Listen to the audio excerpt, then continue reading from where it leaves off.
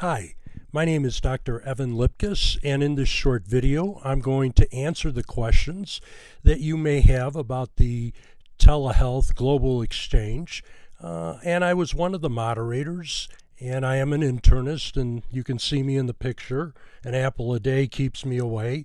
And at any rate, I'm going to go ahead and answer your really good questions. In fact, some of the questions there's really not an adequate answer for, but I'll give you my biases based on the facts.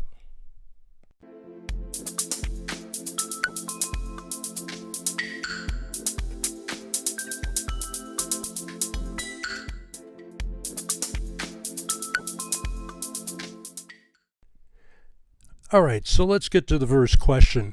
As you can see, it looks like I'm falling asleep talking to a patient, but I'm really not. You have to believe me. So how do you think telemedicine could alter the cost of care to individuals? Do you think it can bring down the cost of care? Well, there's, of course, the law of supply and demand, and I don't think there'll ever be enough doctors for all over the world. So I don't think that the costs are really going to go down.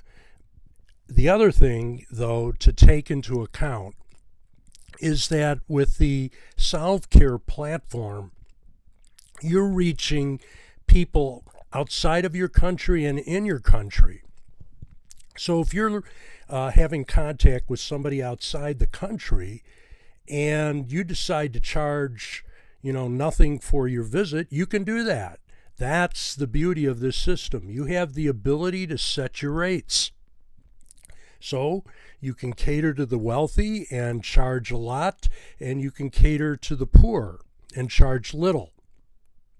The problem is basically differentiating who's who, and that's something that we don't already know. But if you're, let's say, doing a televisit to a poor country, you can pretty well bet your bottom dollar that you've got poor people who could really use the care.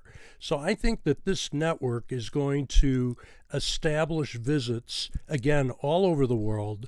You can set your prices, and if you don't want to charge anything, you can, be a physician that really gives of himself or herself to others.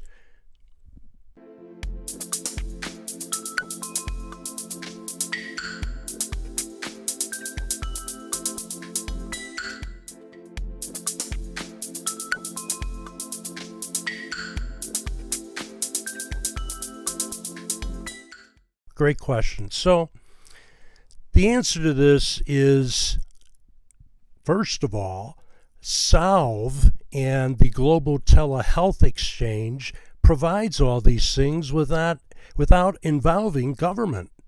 Essentially, you have no middleman. That's the beauty of this platform. Almost every other telemedicine platform, a fourth, a third, or who knows, even more of the money is taken out of your reimbursement by the corporation. This is not true with Solve.Care. 90%, even 100%, basically, of the administrative costs are gone. The whole system is essentially automated on the blockchain, and the blockchain, in the 10 years of its existence, has never been hacked. So this is really a premier system for healthcare, and we don't need government. But let me address that anyway. I have never seen a socialistic government, completely socialistic, work. And the reason is you have to have a gigantic government. The government becomes very inefficient. And not only that, corruption multiplies. Imagine if you have a very small government, there's not a lot of politicians, and oversight is much easier. But when you get huge governments, let's face it, the ego is vulnerable to power, and a lot of corruption occurs, and it's hard to do the proper oversight to prevent this. Also, I think the bigger the socialistic government, the more wait time that you're going to have. The good news about socialism is that it does provide health care for all. But I do believe that can be provided by a combo system of capitalism and socialism, and that's for the administrators and the politicians to figure out. But big government, generally speaking, does not provide efficient health care. However, the Solve.Care platform meets all the criteria of providing efficient care with maximum reimbursement and very little to none as far as administrative costs.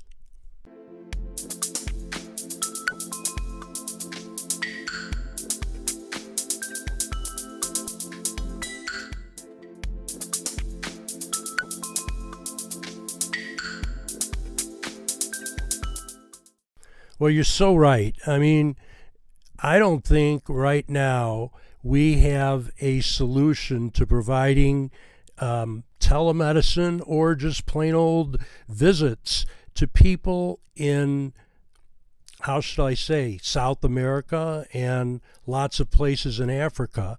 And the reason is, number one, you do need infrastructure. Even with telemedicine, you might be prescribing medicines. Where are they going to get it if there's no pharmacy for 50 miles? So you need the infrastructure, number one. Number two, you also need to have the world hooked up to the internet. Right now, the world is hooked up via cable and telephone, but we're not hooked up very much by satellite. Now, there is actually something that Elon Musk has thought about. It's called Starlink, and Starlink is a program where satellites are in low orbit over the Earth, and you need about 800 of them, and then those satellites will actually unite the entire world, and every single area on the planet will have access to the internet. Well, that's all well and good, but we already know, and you can kind of see a comment here, that the 4 billion people who are not connected will have to pay a significant amount of money. 1 gigabyte of internet data can cost as much as 10% of the average salary of somebody in Africa. So that's not really good either. So we really need internet. I think it's got to occur by satellite, and it's got to be real cheap. That's a place where the government can help. If the government can help to pay for that, then its citizens can be more connected to the world and to physicians. And I think that that will happen, but it's going to take a few years. Hello everybody, I'm Dr. Vaidya. I'm signing in on behalf of Solve.Care to answer some of the questions that were raised in the webinar.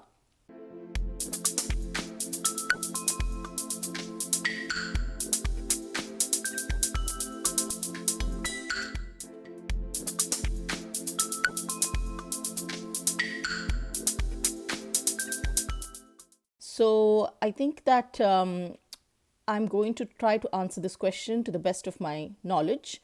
So in terms of my personal experience, along with the fact of what psychiatrists here in the United States are doing, we found that there has been a surprising ease and efficacy with which we have been able to offer psychiatric services remotely in this pandemic, given, of course, that we had to look at the risk and benefits of exposure to the virus and using modalities that would enable us to use these teleplatforms. So what we have observed was that it reduced the no-show rate and it actually helped conserve PPE. Now, I understand the question is regarding the sensitive and critical nature and some of the psychiatric emergencies. So I believe that it is very important to pre-screen a patient before you are engaging and entering into a relationship as a provider on a platform, any platform, such as a teleplatform. What it ensures is that you have the patient disclose their whereabouts and the emergency contacts and review the policy of emergency issues, such as the fact that the psychiatrist would be needing to call the emergency contact or reach out to their local health authorities or resources or hospitals. For instance, in the US, we can call 911 if we do feel that the patients have expressed suicidal ideations, and at the point of engagement with the patient, we are concerned about their safety. Along with that, we would also trigger and call the patient's emergency contact sources to ensure that the patient will be able to safely be seen locally in the hospital that's nearby to them. So I would imagine that a platform such as Solve, as and how it is growing and it is tackling these important, challenging questions, would provide a network that would be robust and that would be interconnected, so that can help in bridging this gap of telepsychiatry, the limitations thereof, and enabling a more robust connection with the local hospitals, the local state authorities, as well as the licensure and the malpractice areas. So this is what I feel, or this is my belief, that Solve technology would help us achieve a hybrid model, wherein if we do feel that there are some sensitive critical issues, especially for patients who are psychiatrically unstable, then using such resources, we can help give critical help and easy accessible help to the patient while we are evaluating them on the platform.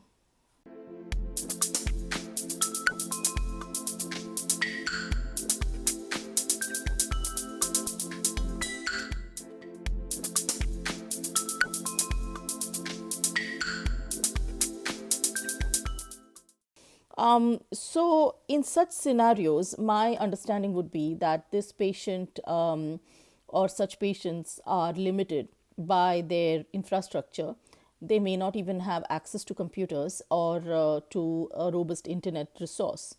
If these patients are being seen in a rural clinic and have had a psychologist provide supportive intervention to them, and within that intervention, it's determined that they would be helped by somebody on the platform who could essentially act as a consultant and help recommend some medications, then I would imagine that that caseworker or psychologist or social worker who has been seeing this patient locally could enable and help the patient access the platform.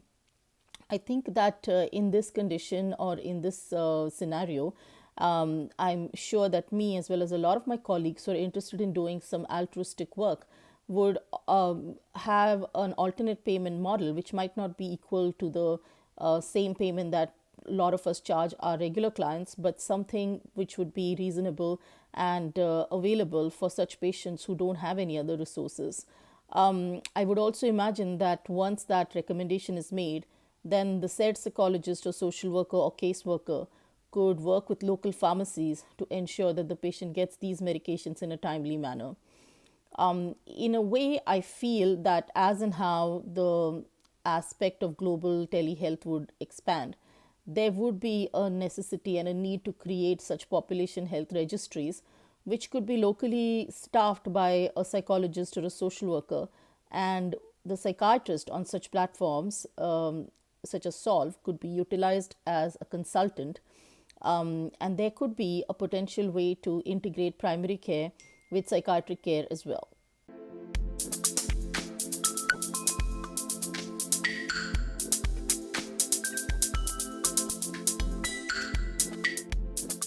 So in terms of the doubt, I think that, whenever there is innovation, there is doubt. But somebody like me who's always intrigued with technology, I think that those doubts are often the step of something important and something great, and often a change. I think change is extremely important, and the ability to pivot and the ability to adapt to the changing scenario is of utmost importance. Frankly, in my opinion, this pandemic has not left us with a choice. I think that the ways that we can help mitigate risks and help our patients, that would be the right way. And if technology has provided us this, especially a platform like Solve.Care, which is based on blockchain technology, ensuring encryption of data, then I think that that would be, in my opinion, the right step. The second question is about diagnostics and face-to-face evaluation. While in psychiatry, I completely agree that there is so much value in face to face evaluations, given the fact that there are a lot of nonverbal cues, body language that can be missed, or nuances that can be missed on an online session. The fact remains that if you have to evaluate the risks and benefits in the pandemic, then online and virtual platforms are right now the necessity to mitigate risks and to conserve PPE. That being said, I do also believe that a hybrid model which could complement the online platform would then ultimately in the future be the way medicine might be practiced. As far as the diagnostics are concerned, I would imagine that any psychiatric interview, whether it is done face to face or online, would follow the same guidelines and the interview questionnaire utilizing DSM 5 to arrive at the most probable diagnoses and hence base a treatment plan. So, at least in my opinion and in my experience, I haven't found the virtual platform be a hindrance to that or that misdiagnoses have occurred.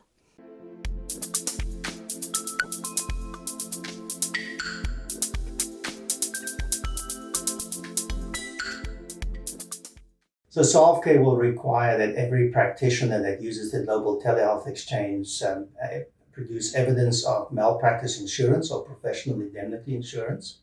This will protect both the individual clinician and the patient if any adverse events occurs from a legal perspective. In those areas where malpractice insurance is not the standard of business operations, individuals can either provide their own insurance, or we anticipate that we will be able to bring potential products to them where they can purchase malpractice insurance from the Solve.Care exchange.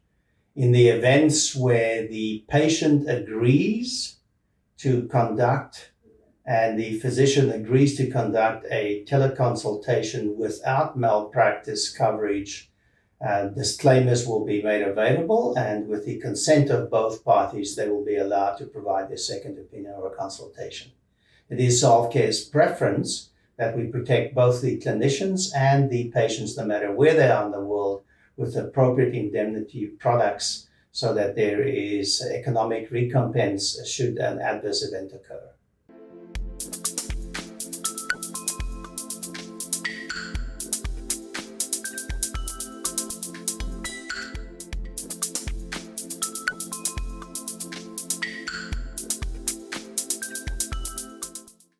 The international regulations about medical licensure is very complex and very integrate.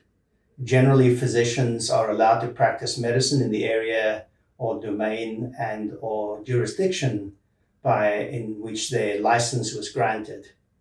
In the event where a patient chooses to consult with a physician that is not licensed to practice in the jurisdiction where the patient lives, it will be up to the patient and physician to mutually agree that this is what they want to do and execute the necessary consents and disclaimers to proceed with this.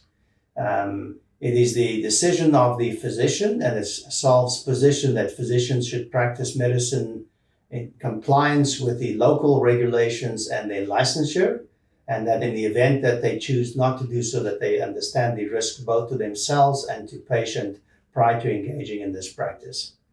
It is hopeful that in the future, as further demand for telemedicine occurs, that international regulations will become more available to manage the cross-country or cross-border licensing process in a more seamless manner, and thereby supporting international medical practice through proper regulation and licensing.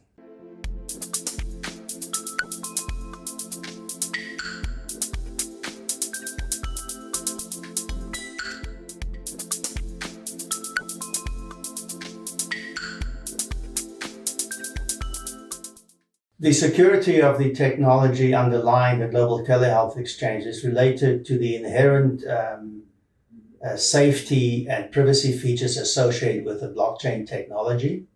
Solve.Care's distributed ledger-based technology platform has been designed and configured to maximize the security and privacy of the transactions that occur across the global telehealth exchange. The auditability, as well as the transaction transparency that's inherent in blockchain, will protect individual patients, including those physicians that provide services, from unintentional loss of information and a loss of privacy. Additional details regarding these can be found on the Solve.Care websites and various documentation made available to participants on the network.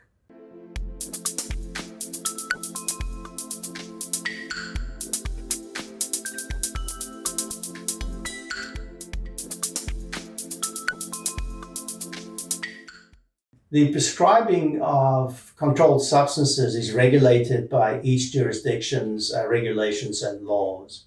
There are areas where a physician prescription is required to dispense a controlled medication, for example, the United States, whereas there are other countries where those regulations allow patients to purchase medications directly from a pharmacist without the need for a controlled prescription by a physician.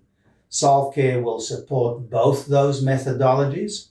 In the initial release of the Global Telehealth Exchange, we will not support direct integration with prescription services as part of the regulatory environment in multiple countries. Physicians will initially document their recommendations to patients in terms of potential management plan and will share that care summary and suggested management plan with individual patients. It is our fervent wish that both physicians and patients will follow the regulations and the local laws in their jurisdiction and obtain medications through the appropriate channels in a manner consistent with local law and regulations.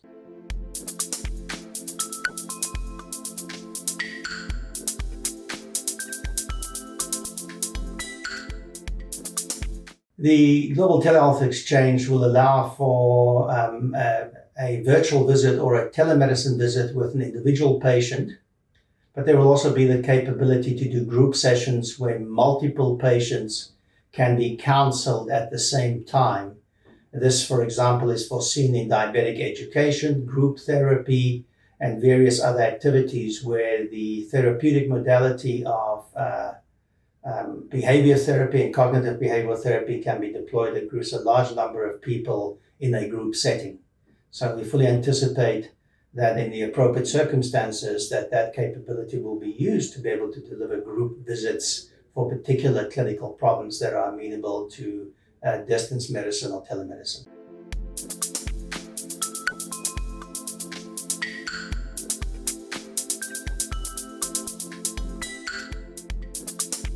There have been questions regarding an international licensing agency that would be a central authority to manage global medical licenses, allowing physicians to extend their services to individuals globally, such as the intent with the Global Telehealth Exchange.